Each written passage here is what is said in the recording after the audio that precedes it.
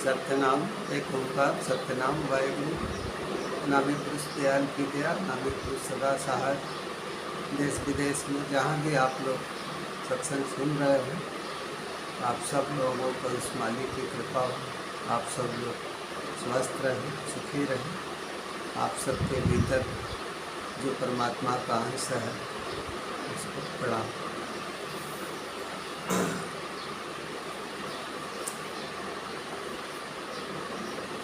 प्रकृत सिद्ध पीठाश्रम वाराणसी। आज हम गुरु महाराज कबीर साहब के भजन से चर्चा करेंगे कि साधुओं की रहनी सहनी कैसी होती है और परमात्मा को अनुभव करने का सबसे सरल मार्ग क्या है, सबसे सरल रास्ता क्या है। तो भजन है गुरु महाराज कबीर साहब का। सहज समाधि भली रे संतों, सहज समाधि भली। तो सहज दो शब्द से बना है। स यानी साथ और ज यानी जन्म। जन्म के साथ जो समाधि हमें मिलती है तो वो सहज समाधि। तो जन्म के साथ कौन सी समाधि मिलती है? तो वो समाधि है सोने की। बच्चा पैदा होता है वो भी सोता है, माँ के गर्भ में भी जागता सोता है। तो जन्म के साथ एक समाधि मिलती है वो भी सहज है, जन्म के साथ ही मिली है।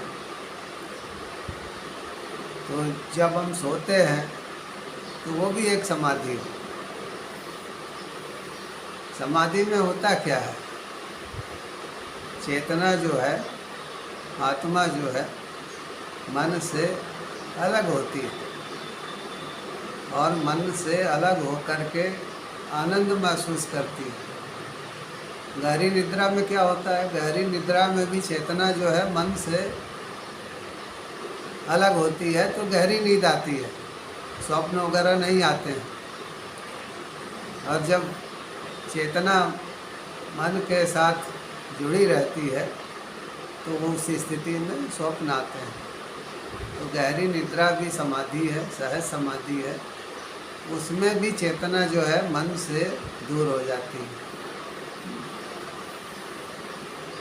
तो कहते हैं कि सहज समाधि एक तो जन्म के साथ मिलती है, तो दूसरे सहज समाधि जिसका ज्ञान गुरु से मिलता है। तो गुरु से जो मिलता है वो सहज समाधि कैसी है? जो समाधि हमें जन्म के साथ मिलती है सोने वाली, उसका ज्ञान तो सभी को है। सब लोग सोते हैं, जागते हैं। रात को गहरी नींद न सोए तो आदमी कुछ दिनों बाद विक्षिप्त हो जाएगा।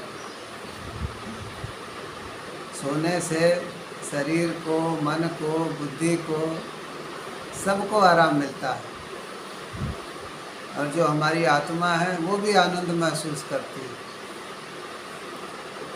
इसीलिए सोना जो है पहली सहज समाधि है और दूसरी सहज समाधि उसका ज्ञान हमें होता है गुरु से। उस बारे में कहते हैं कि दूसरी सहज समाधि क्या है? गुरु परताप भयो जा दिन ते, सूरत नयनत चली। वे संतो सहज समाधि भली। कहते हैं दूसरी सहज समाधि जो है गुरु की कृपा से मिलती है। गुरु के सानिध्य में, गुरु के प्रताप यानी गुरु की कृपा, गुरु के अनुभव और गुरु के सानिध्य से उसका ज्ञान मिलता है।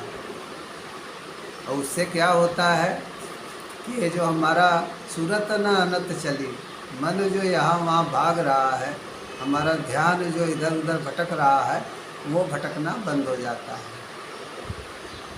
तो गुरु के ज्ञान से, गुरु के अनुभव से एक सहज समाधि मिलती है और एक जन्म के साथ मिलती है सोने वाली, और एक गुरु के सानिध्य में मिलती है जागने वाली।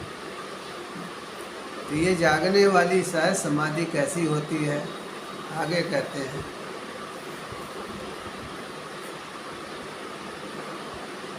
आँख न मूंदू कान न रूंदू, काया कष्ट न धारू, उगर नयन से साहब देखूं, सुंदर रूप निहारूं, रे बाबा सहज समाधि भली। गुरु महाराज कहते हैं कि आंख बंद करके ध्यान लगाने की जरूरत नहीं, कान बंद करके अनाद नाद भी सुनने की जरूरत नहीं।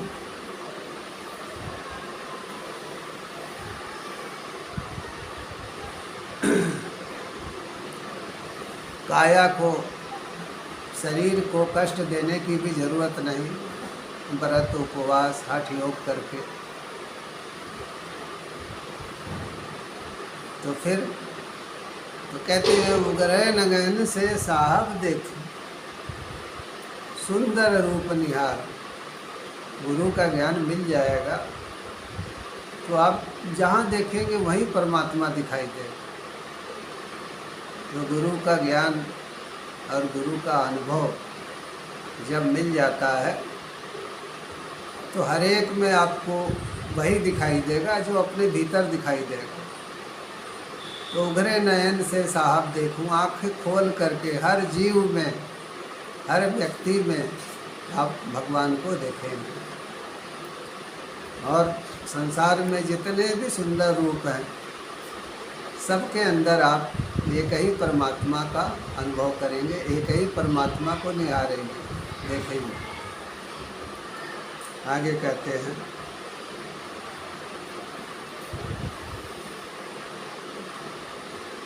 आगे गुरु के सानिध्य में रहने पर भजन करते करते साधक की क्या स्थिति होती है उसके बारे में बताते हैं। जहाँ जहाँ जाऊँ सोई परिक्रमा, जो कुछ कराऊँ सो पूजा। बाहर भीतर एक ही देखा, भाव मिटा सब दूजा। रे अवधू सहज समाधि भली, रे संतो सहज समाधि भली। कहते हैं कि गुरु के सानिध्य में रहते रहते जब भीतर आत्मदर्शन हो जाता है और बाहर उसी आत्मा को सब में देखता है, बाहर परमात्मा को देखता है, भीतर अपनी आत्मा को देखता है। तो कहते हैं कि बाहर भीतर एक ही देखूं, बाहर भी वही नज़र आता है जो भीतर नज़र आता है। तो भाव बिटा सब दूजा, जितना भेदभाव है, माइक भेदभाव, वो छोटी जाति का, वो बड़ी जाति का, वो अमीर है, वो गरीब है, वो ऊंचा है, वो नीचा है, ये सब मिट जाता है।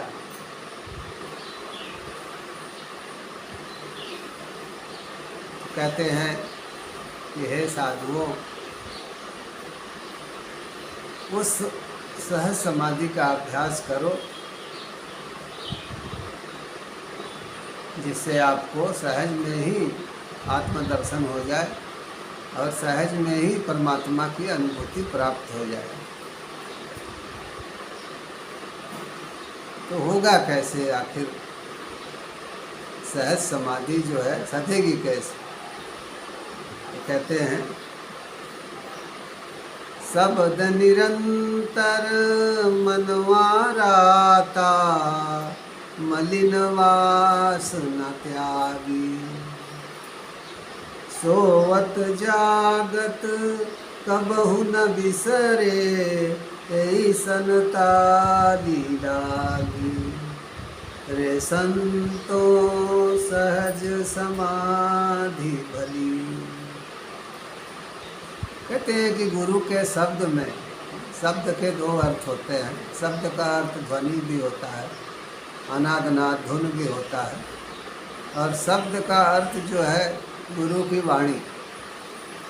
तो कहते हैं कि गुरु की वाणी में मन लग जाए, गुरु से लगाव हो जाए, तो कहते हैं कि उस वाणी के ऊपर जब शिष्य दिन रात चिंतन करता है तो मलिन वासना त्यागी, जितने भी मन की विकार हैं, बुरे विचार हैं, बुरी सोच है, बुरी आदतें हैं, वो सब छूटने शुरू हो जाती हैं।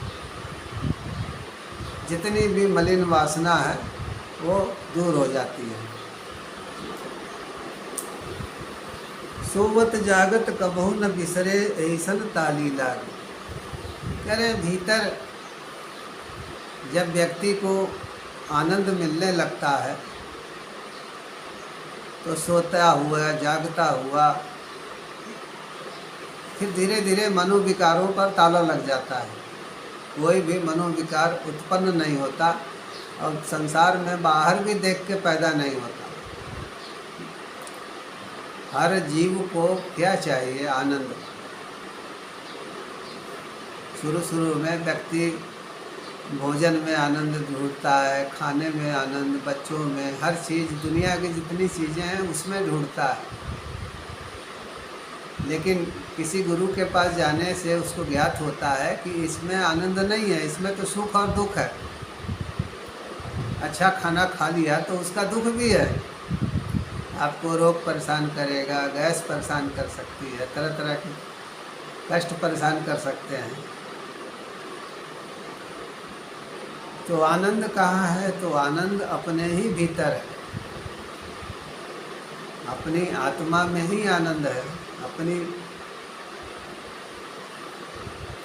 आत्मा के भीतर रमने में ही आनंद है। और ये गुरु के सानिध्य से ही ज्ञात होता है, और गुरु के ज्ञान, गुरु के अनुभव से ही जो है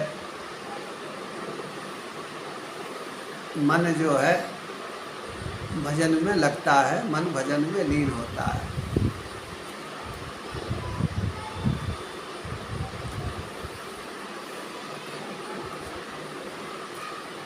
आगे कहते हैं, कहे कबीर यह उन्मनि रहनी, सोई परगट कर गाई।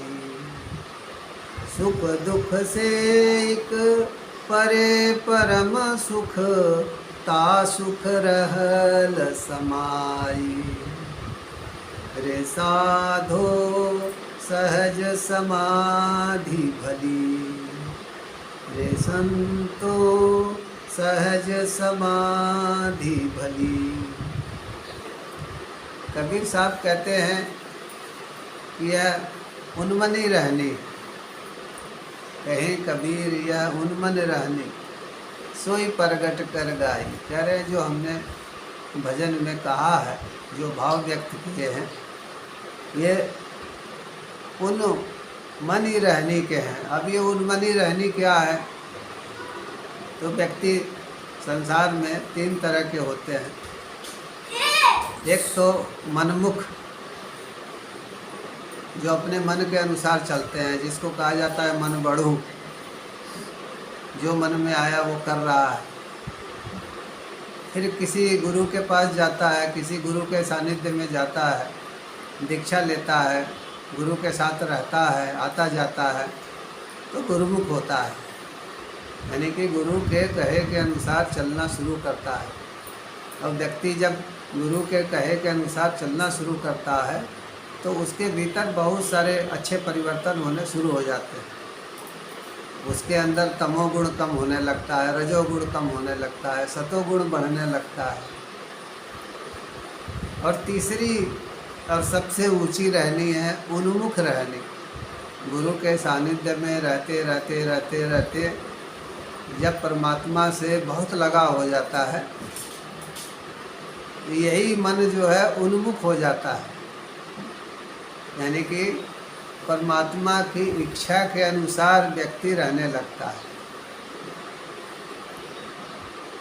उन यानी परमात्मा, उनके मन के अनुसार व्यक्ति चलता है। साधु सब कुछ परमात्मा के ऊपर छोड़ देता है और ये मान के चलता है कि जो होगा सब अच्छा होगा। ये कहते हैं कि परमात्मा की रजा में जीना, परमात्मा की इच्छा अनुसार जीना, सब कुछ परमात्मा पे छोड़ देना, सब कुछ परमात्मा के आगे समर्पित कर देना। तो कबीर साहब कहते हैं कि ये उन्मनी रहनी है। पिछले सत्संग में हमने कहा था कि हम आपको साधुओं की रहनी के बारे में कुछ बताएंगे। तो साधना करते करते साधुओं की पहली रहनी होती है निरंजन। नी यानी नहीं, रंजन यानी माया या अंजन रहित। तो माया और ब्रह्म दोनों का मेल है, संसार में भी और शरीर के भीतर भी। तो जब हम अपना लगाव कम करते हैं तो इन गुणों से लगाव भी हमारा कम होने लगता है। और गुणों से जब लगाव कम होता है तो व्यक्ति धीरे धीरे धीरे धीरे त्रिगुणातीत की स्थिति में पहुंच जाता है, जिसको बोलते हैं निरंजन रहना।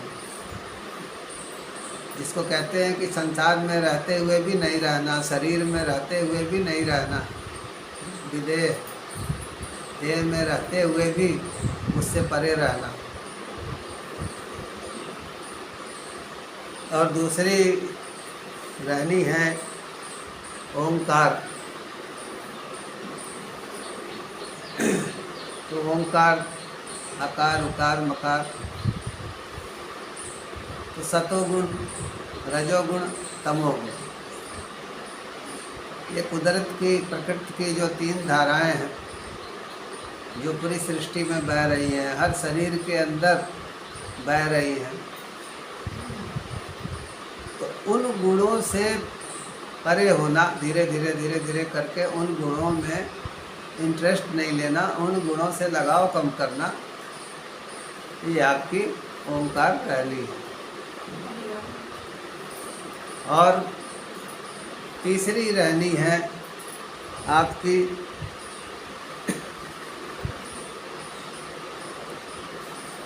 रारंग। अनंतनाथ का जो अभ्यास करते हैं वो एक धुन सुनते हैं जिसे रारंग ध्वनि कहा जाता है। लेकिन संत कहते हैं कि रारंग, कभी हम आँख खोल करके आत्मा संसार को देखती है,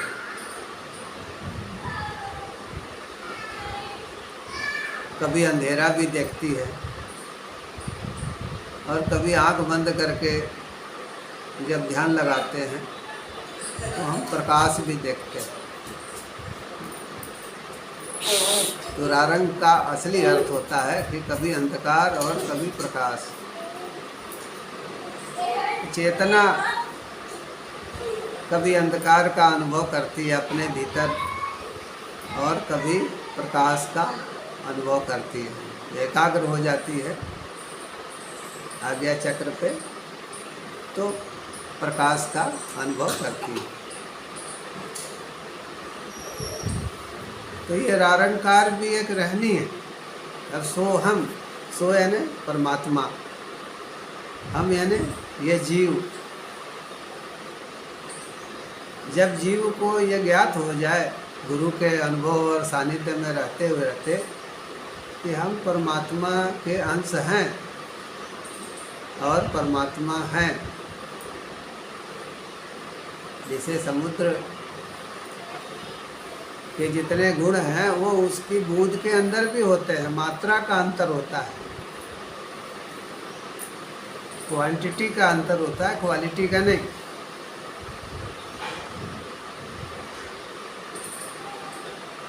तो जैसे समुद्र के गुण समुद्र की हर बूंद में होते हैं, ऐसे ही परमात्मा की विभूतियाँ जो हैं वो आत्मा में भी प्रकट होती है, आत्मा के भीतर भी होती है।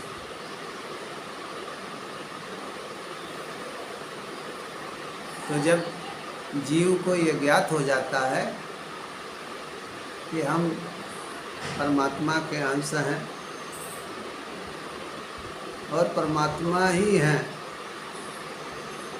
तो ये सोहम की स्थिति आ जाती है। और सत्य नाम, आत्मा सत्य है, इसकी अनुभूति जगत परिवर्तनशील है, मिथ्या है। आत्मा ही सत्य है और आत्मा ही सच्चा नाम है, हमारी चेतना ही सच्चा नाम है। बहुत से लोग सत्य की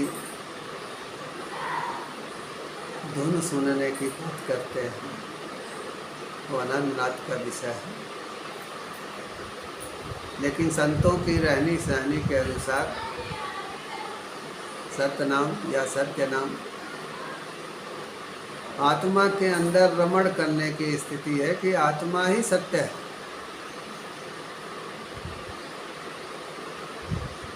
और संसार में सब कुछ परिवर्तनशील है।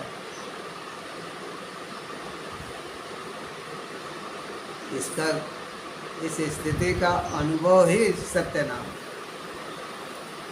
ये आपको हमने रहनी सहनी बताई संतों।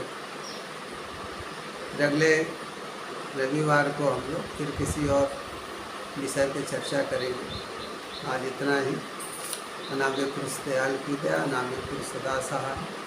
उस मालिक की दया आप सब पे हो, आप सबके संस्कारों की पूर्ति में मदद करें। देश दुनिया में जहाँ भी आप लोग सत्संग सुनते हो, आप सबको आशीर्वाद। आप सब लोग स्वस्थ रहें, सुखी रहें। आज इतना है।